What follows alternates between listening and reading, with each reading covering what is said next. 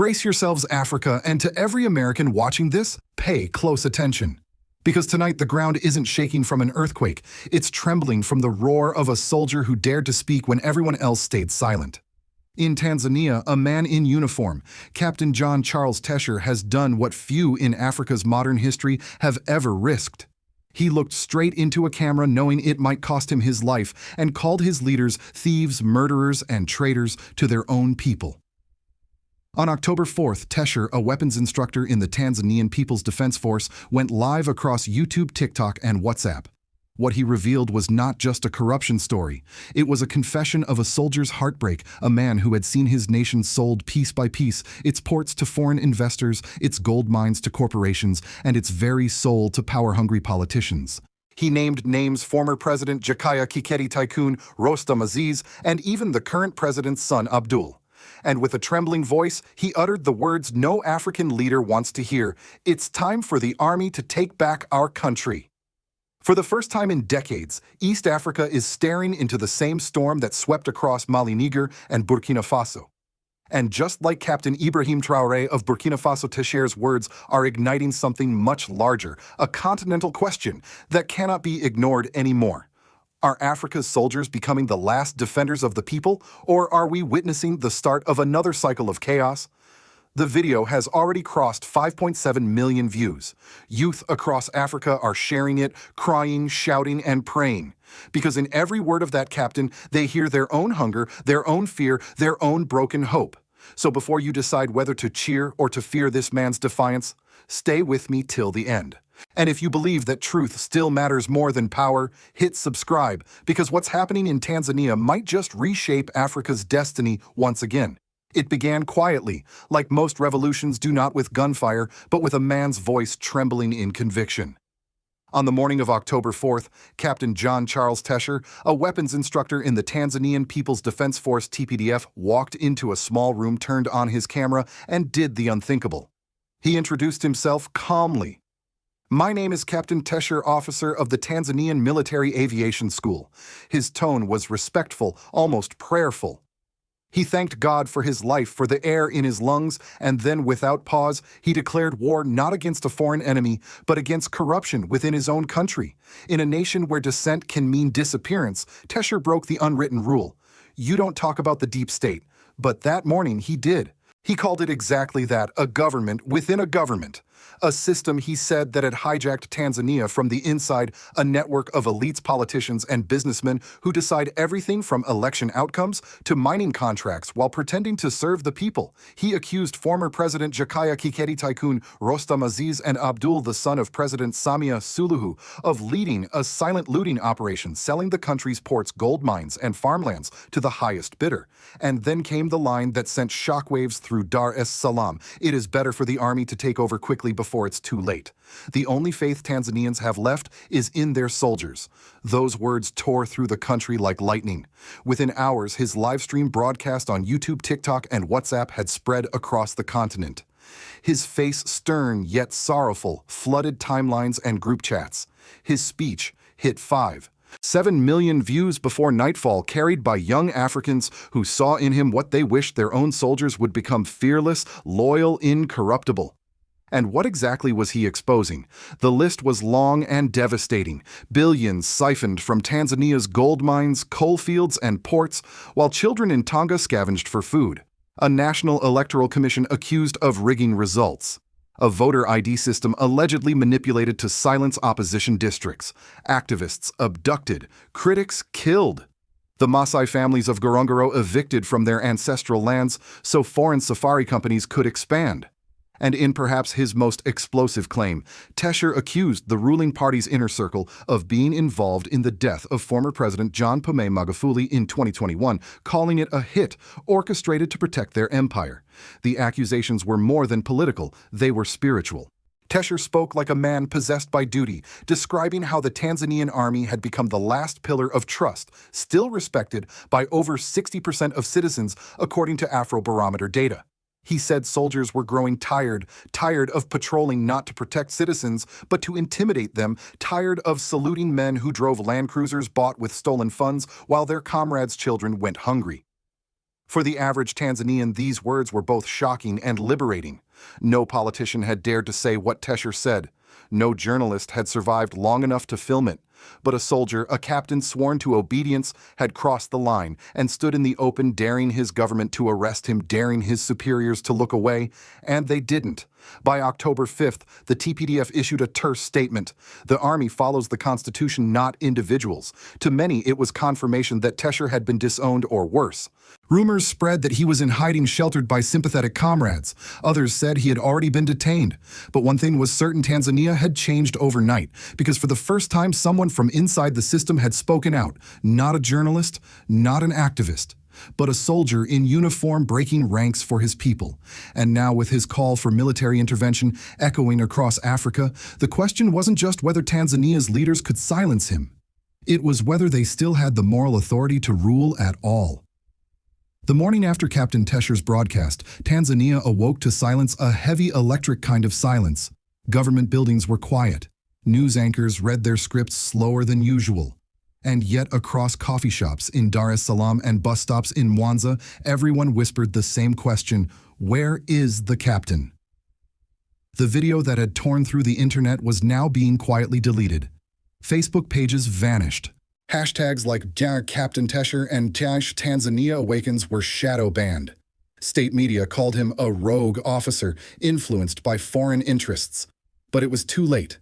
The words were already out, burned into the memory of a generation that had lost faith in politics but still believed in the army. In the streets, people played his speech through Bluetooth speakers. Taxi drivers recited his lines from memory. A market woman in Kariakou was heard telling a reporter, "If the soldiers don't save us, nobody will." That's when the government realized this wasn't just another online scandal. It was a national awakening. Inside the Chama Cha Mapinduzi CCM headquarters, panic brewed. President Samia Suluhu Hassan reportedly held an emergency meeting with security chiefs, demanding to know how a serving officer could go live for an hour without being intercepted. The Chief of Defense Forces promised swift action, and within 24 hours, Tesher was officially stripped of rank. But his disappearance only made him a symbol. By October 6th, the nation was pulsing with rumor. Some said he had been captured and taken to an undisclosed location. Others whispered that sympathetic officers had hidden him in the southern highlands near Iringa. Anonymous posts claimed he was already dead. But the absence of proof kept hope alive, and fear too. And then came the explosion of emotion online. Across East Africa, Tesher's name became a rallying cry. Gen Z activists in Nairobi and Kampala began sharing clips drawing parallels between their own corrupt elites and Tanzania's deep state. Within days, Tesher had trended across the continent. But the real emotional climax came when he mentioned the death of former President John Pombe Magufuli. For years, Tanzanians had whispered suspicions that the late president's sudden passing in 2021 was no coincidence. Tesher gave those whispers a name. He accused CCM insiders of orchestrating the assassination to protect hidden empires, naming Kiketi and Aziz as key figures. He even cited leaks from Humphrey Polepole, a known political insider who had hinted at hit squads operating from Dodoma to Dubai. That claim, unverified but deeply resonant, cracked something open in the nation's psyche. The grief that had been buried since Magufuli's death flooded back. For many Tanzanians, Tesher wasn't just speaking truth to power. He was resurrecting a wound no one was allowed to touch. International observers noticed. Al Jazeera, BBC Africa, and France 24 mentioned the incident in brief, cautious tones, calling it an extraordinary breach of military protocol. Western outlets avoided the deeper implications, but Pan-African networks and independent journalists hailed Tesher as Tanzania's voice of conscience. Meanwhile, the African Union stayed silent, wary of encouraging yet another soldier's revolt. But in Burkina Faso, Niger and Mali, pro-government media framed him as a brother in arms, a man echoing the courage of Captain Ibrahim Traoré. And that's when the comparison became unavoidable. Tesher's defiance mirrored the same pattern that had shaken West Africa soldiers, stepping in where politicians had failed. In Burkina Faso, Traoré had faced the same dilemma: a corrupt elite, a disillusioned youth, and a collapsing nation. His coup in September 2022 was condemned abroad, but celebrated by millions who saw for the first time a leader who didn't run from the people. Now the question lingered over Tanzania: was Tesher's call for the army to intervene a cry for justice or an invitation to chaos? Either way, the damage was done. The government's denials sounded hollow. The opposition stayed silent, fearing arrests. But the people, especially the young, were wide awake. And in a continent where silence has long been mistaken for peace, Captain Tesher's voice had become the sound of a storm. When a soldier speaks, a nation listens, but when that soldier vanishes, fear takes his place. In the days following Captain Tesher's disappearance, Tanzania entered a strange twilight. The streets of Dar es Salaam buzzed with uncertainty. No one knew whether to whisper or to shout. Police trucks rolled quietly through the neighborhoods of Temeke and Kinondoni, not arresting anyone, just reminding them who still held the guns. Yet in the silence of those patrols, something powerful was shifting. People were no longer afraid of speaking, only of not being heard. Civic life began to bend under the pressure. Churches prayed for a return to truth. University students organized candlelight vigils in Mwanza and Morogoro, lighting candles under banners that read, "We are the Army of Conscience." The government labeled them misguided youth, but when the police arrived, even some officers hesitated to act. For the ruling Chama cha Mapinduzi CCM party, the damage was catastrophic. President Samia Suluhu Hassan's once careful image as a reformer collapsed overnight. Tesher's accusations of election fraud and deep state corruption gave voice to what Tanzanians had whispered for years, that the ruling party in power since 1977 had turned democracy into a monopoly. Every billboard praising Samia 2025 now looked like a symbol of arrogance, paid for by money stolen from hospitals that lacked even bandages. At the social level, everyday citizens felt betrayed. Teachers went unpaid for months while billion-shilling campaign budgets appeared overnight. Farmers complained that government subsidies evaporated while politicians bought new SUVs. Young men without work gathered in tea stalls replaying Tesher's speech on cheap smartphones, debating whether he was a hero or a ghost. The ripple effects reached the heart of the military, too. Unconfirmed leaks described growing frustration within lower ranks of the TPDF, where soldiers murmured that they were saluting thieves. Officers who once dismissed Tesher as reckless began to question their loyalty to a government many no longer trusted. Intelligence reports even suggested that sympathetic factions within the armed forces were discussing how to prevent national collapse without violating the Constitution. That phrase, "without violating the Constitution," became the polite euphemism for a coup. Politically, opposition movements tried to seize the moment, but found themselves crippled. Freeman Mbowe of the Chadema party remained under surveillance. Tundu Lissu, still in exile, called Tesher a man of moral courage, but warned against military rule. Their words rang hollow because most Tanzanians had already stopped believing in parties. What they believed in now, dangerously so, was the idea of the uniform. And in that idea lay the biggest threat of all. Once a society begins to see salvation only in soldiers, civilian institutions start to decay. The press censors itself out of fear. Courts delay cases to avoid headlines. Parliament becomes theater. Yet, despite these cracks, hope flickered. Across the Sahel, examples of reformist military governments, especially under Captain Ibrahim Traoré in Burkina Faso, showed that discipline, sovereignty, and service could coexist. Tesher's name began appearing alongside Traoré's on murals and memes, both painted as the lions who defied corruption. Internationally, Tanzania's political standing faltered. Foreign investors paused negotiations. Western diplomats, cautious of another Sahel-style transition, began issuing soft warnings about preserving democratic stability. But inside the country, those words carried no weight. To a people robbed for decades, democracy without dignity felt meaningless. In less than 2 weeks, Captain Tesher's act had exposed a truth far greater than any one scandal. Tanzania's social contract was broken. The people no longer trusted their politicians, their elections, or their justice system, only their own conscience. And that more than any coup or uprising was the real revolution already underway. To many Americans watching from afar, Tanzania's turmoil might feel like just another headline from a distant continent. But to those who have followed the long arc of African politics, Captain Tesher's rebellion echoes a deeper story, one that has everything to do with how the world, especially the West, has chosen to see Africa. For decades, Washington and Brussels praised stability over justice. They celebrated model democracies that held elections but silenced their citizens.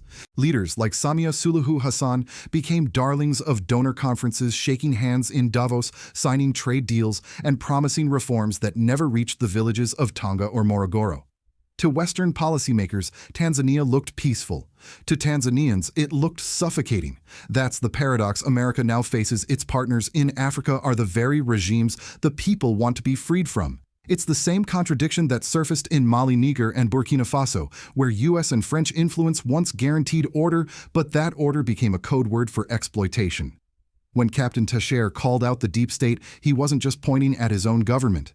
He was pointing at an entire global system that rewards obedience over sovereignty, and that's where President Ibrahim Traoré enters the picture. In Burkina Faso, Traoré has become the embodiment of defiance, a young leader who expelled French troops, nationalized gold mines, and dared to ask, why should Africa's wealth fund other nations' comfort? His actions didn't just inspire his people, they rattled the old world order. To many in the global south, he's a revolutionary. To Western analysts, he's a risk. Now, Tanzania stands at a crossroads between those two worlds. American diplomats privately warned that military intervention would set a dangerous precedent.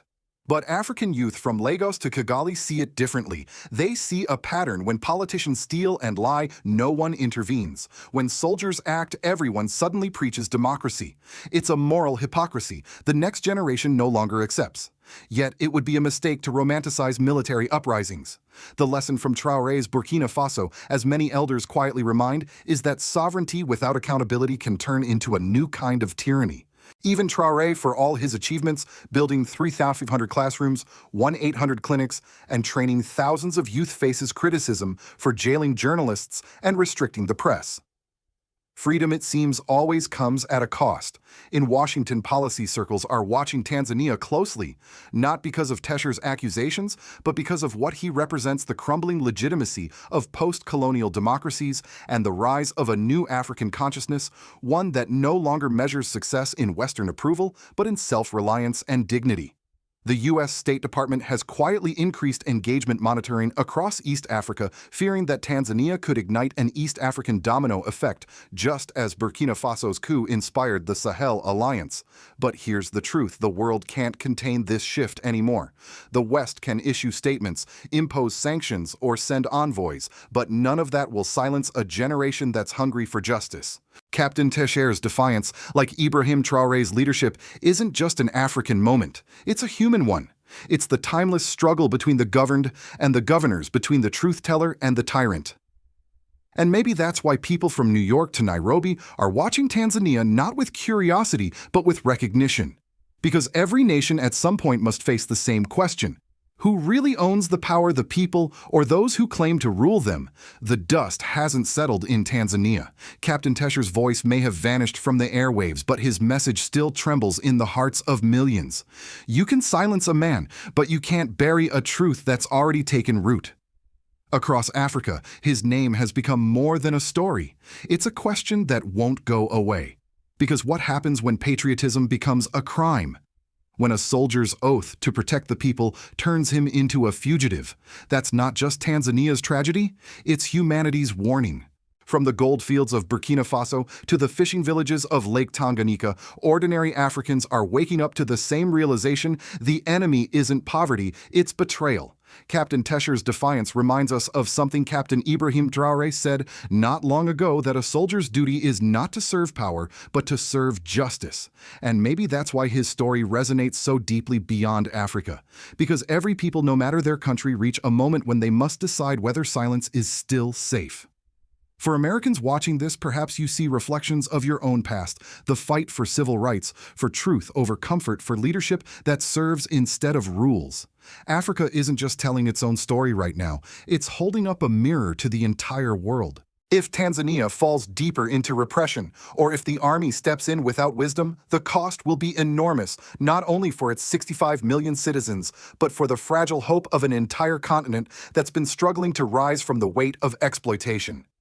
Yet, if the people reclaim their voice peacefully, if leaders like Traoré continue to prove that integrity can build nations, then Africa may finally begin to write its own destiny, not one dictated by Washington, Paris, or Beijing, but by its own sons and daughters.